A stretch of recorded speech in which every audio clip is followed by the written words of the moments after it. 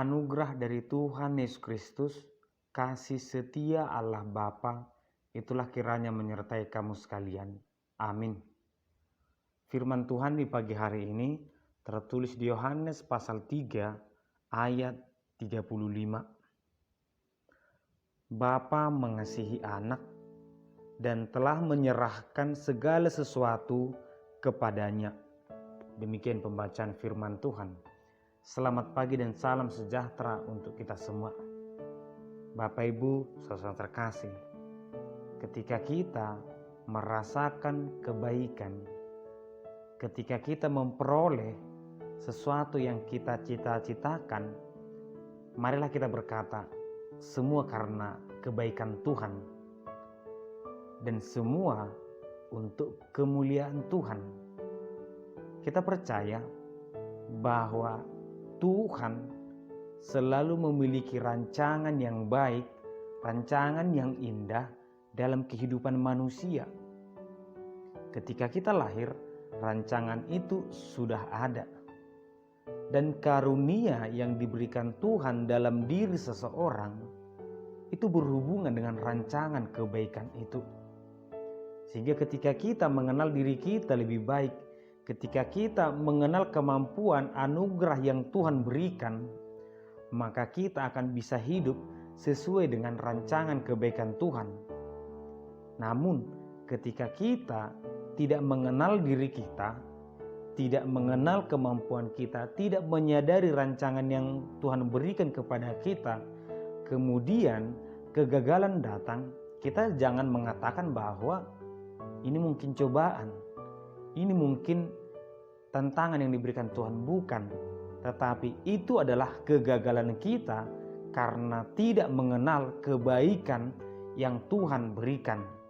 Karena di dalam kebaikan yang kita rasakan suatu saat nanti, disitulah kita akan menyadari betapa baiknya Tuhan, betapa baiknya rancangan Tuhan dalam kehidupan kita.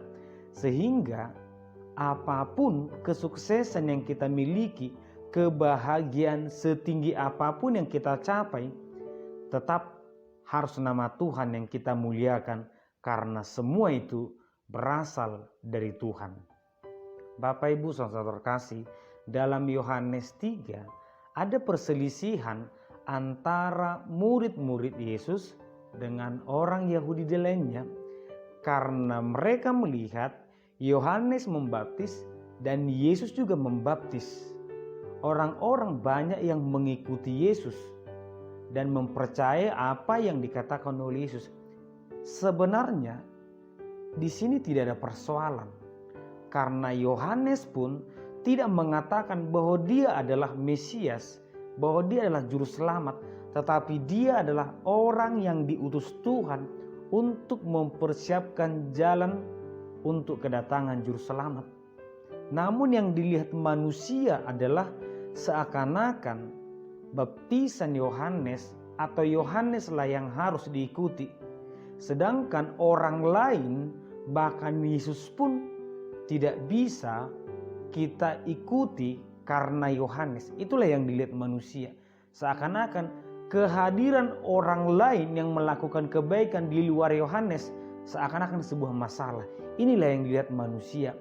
Tetapi yang dilihat Yohanes, bahwa selain dirinya, Tuhan juga mampu memakai siapapun untuk memberitakan kabar baik, bahkan mungkin untuk membaptis.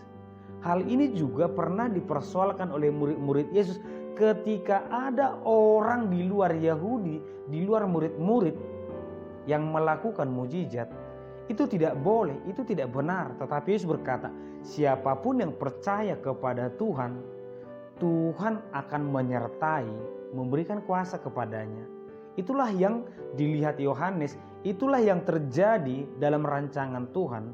Sehingga Yohanes pun tidak mengatakan bahwa dirinya adalah orang satu-satunya yang dipakai Tuhan.